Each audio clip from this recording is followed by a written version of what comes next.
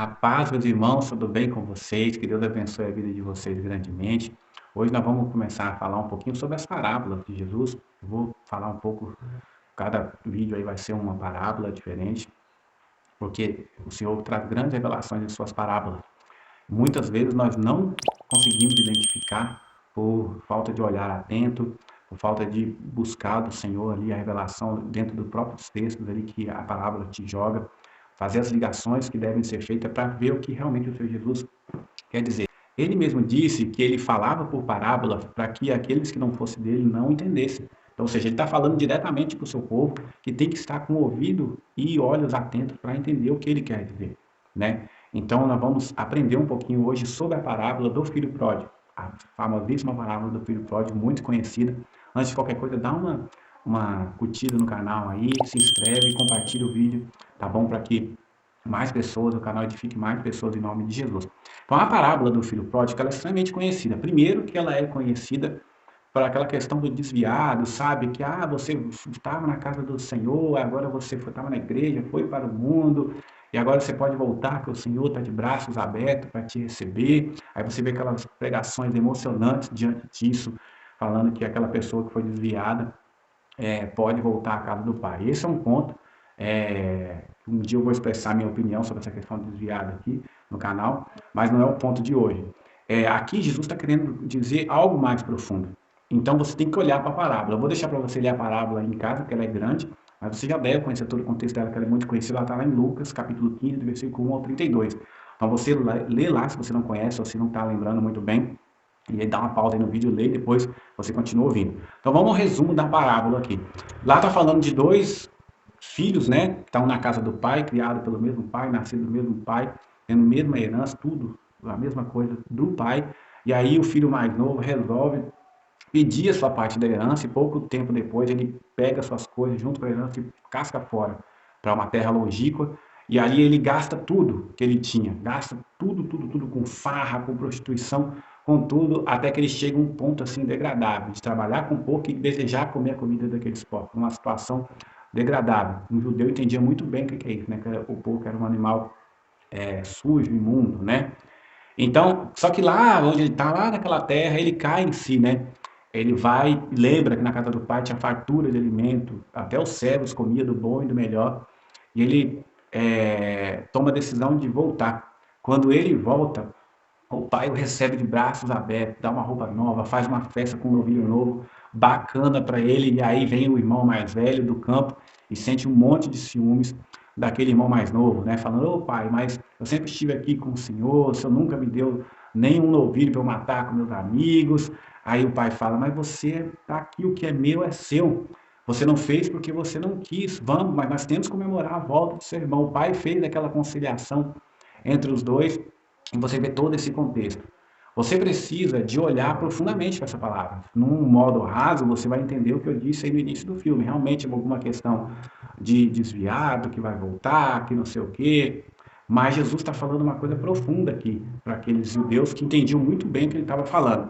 Então, o que você vai olhar aqui? Primeiro, você vai ler depois na sua casa também o livro de Reis, capítulo 12.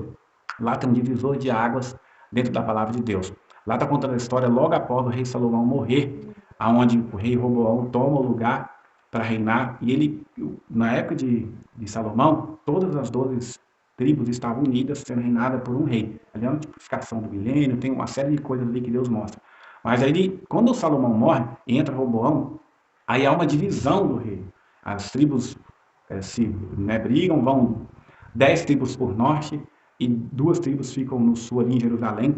Então ficam Judá e Benjamim para um lado e vai junto encabeçadas por Efraim, né? As outras 10 tribos para o lado norte. Você vê aquela divisão onde, principalmente o lado norte, ele, passando o tempo ali, eles se desviam do Senhor rapidamente, adorando a Deus de prata, ouro, buscam refúgio em nações que não são do Senhor, a Síria, Egito, e aí depois vem a própria Síria e toma ali com o rei, vocês fugiu o nome dele, eu vou lembrar aqui daqui a pouco, e vem e toma o lugar, toma aquele povo, leva para as nações, e aí eles se misturam nas nações, eles são jogados nas nações, se misturam com os outros povos e são perdidos até hoje, principalmente pelos povos judeus mesmo, que fala que Eles perderam a descendência, né? Se misturaram com os gentios.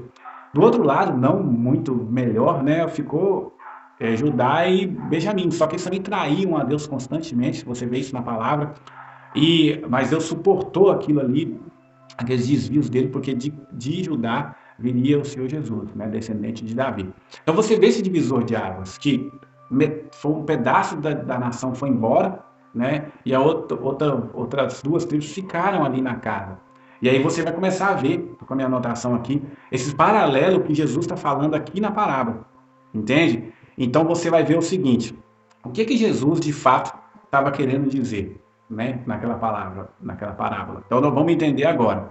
Então você vai ver que na parábola do filho pródigo, você vai ver que Jesus está falando naquele filho mais novo, são as 10 tribos que ele está indo embora. Ela foi embora, Jesus conta isso, foi embora, gastou todo o dinheiro. Dinheiro do quê? As riquezas de Deus, o conhecimento da palavra. Eles tinham a Torá, a lei que Deus tinha dado através de Moisés, mas eles se esqueceram de tudo aquilo e foi embora, acabou. Foi para lá, gastou tudo isso, esqueceu-se de Deus, né? E se misturou lá na nação, chegar a um ponto de degradação igual aqueles gentios que adoravam outros deuses, dentre outras coisas abomináveis ao Senhor.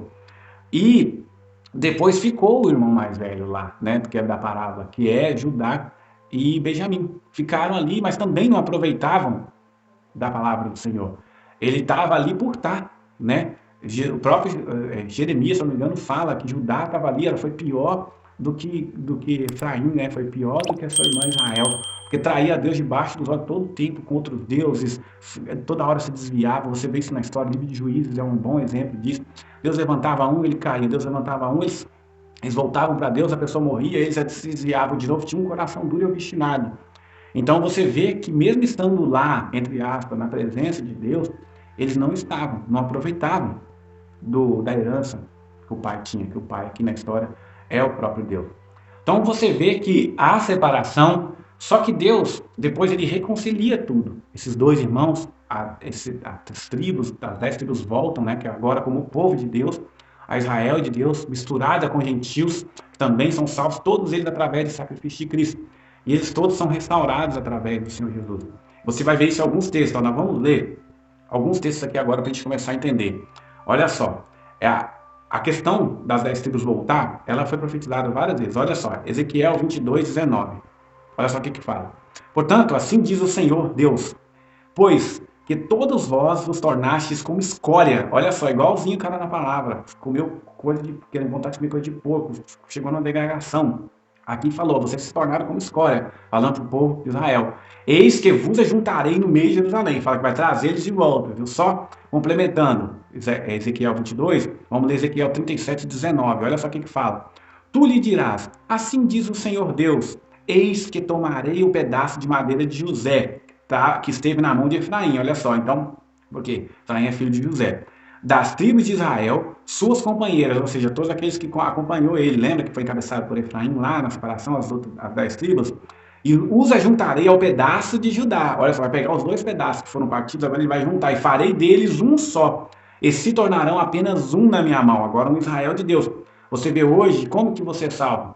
Sendo judeu ou sendo gentil, você para ser salvo não depende mais de lei mosaica, um monte de cerimônias, você depende de Cristo, precisa entregar a sua vida para o Senhor para você ser salvo, seja judeu ou gentil, não tem mais diferença, os dois são salvos através de Cristo, e permanece a lei de Deus, que foi aquela que foi dada para Moisés, lá os 10 mandamentos, onde Deus falou em voz audível para o povo, o restante veio pela dureza de coração, são 613 leis no total, somente 10 era da vontade de Deus, eles são as leis de Deus mesmo, para que o povo seguisse, que era para parar no coração deles. As outras vieram por causa da dureza do coração. Entende? Eles não obedeciam às leis de Deus, então foi criando-se regras para que tivesse uma convivência melhor no povo. Então você vê, olha só, a promessa de Deus. Vamos mais um texto, Zacarias capítulo 10, versículo 6.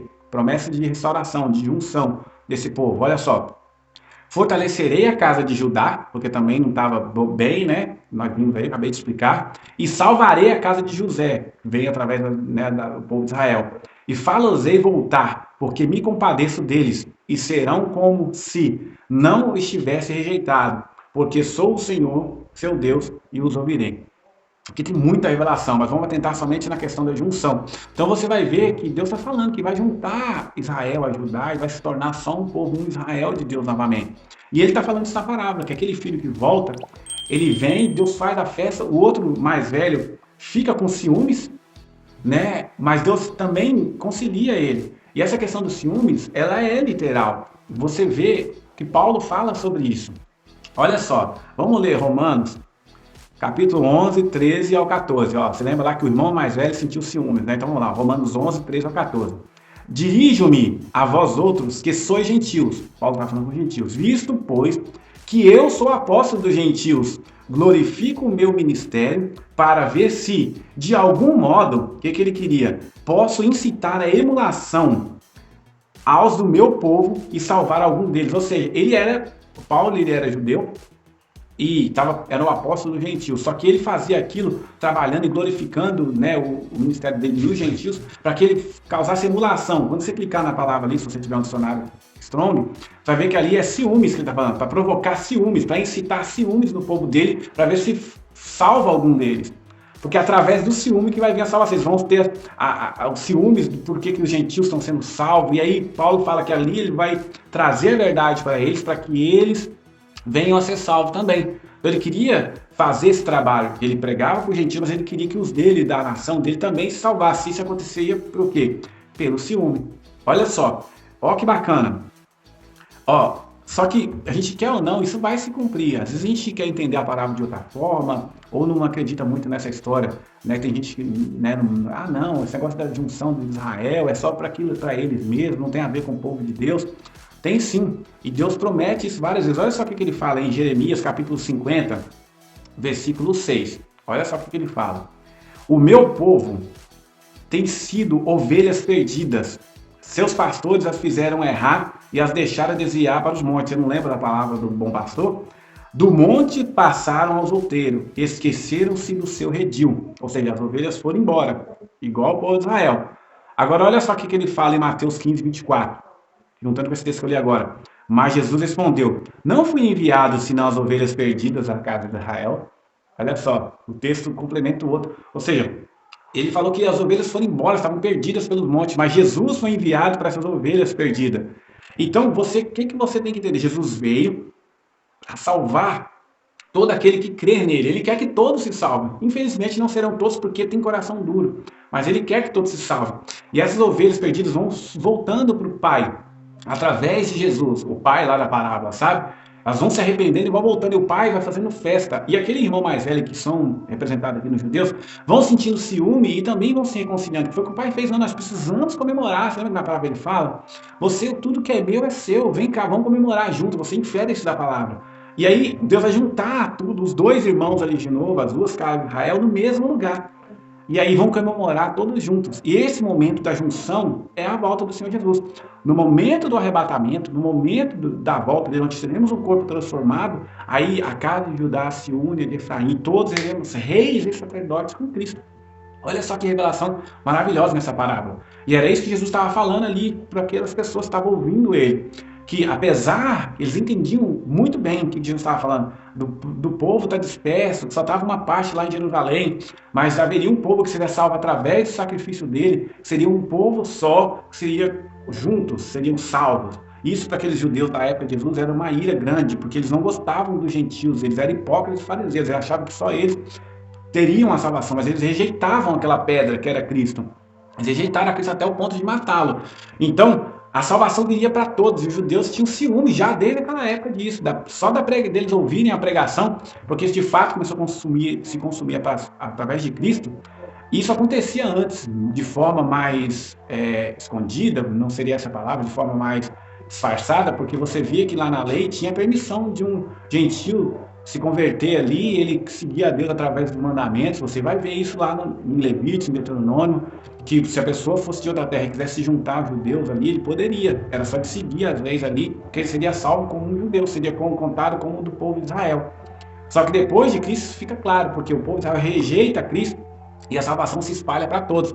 E Deus, já sabendo disso, ele joga metade do povo dele lá nas nações para que ele pudesse buscar todos depois, misturados, através de Cristo. Judeus e gentios, para se unir lá, as duas casas de novo, juntar os dois pedaços. e ter os 2 filhos de volta em casa. Olha só que bacana, a parábola ela é profunda. Então medite nisso, porque a parábola tem cumprimento aonde? Na volta de Cristo, onde nós estaremos todos juntos, seja judeus, seja gentios, todos aqueles que creem em Jesus vão ser reis e sacerdotes e reinar com ele aqui nessa terra, sobre as nações, como dizem Apocalipse. Amém? Que Deus abençoe você, que você tenha esse entendimento profundo também da parábola do Senhor. Tá bom? Que Deus abençoe, fique na paz do Senhor. Se inscreva aí no canal, compartilhe para que mais pessoas também sejam edificadas.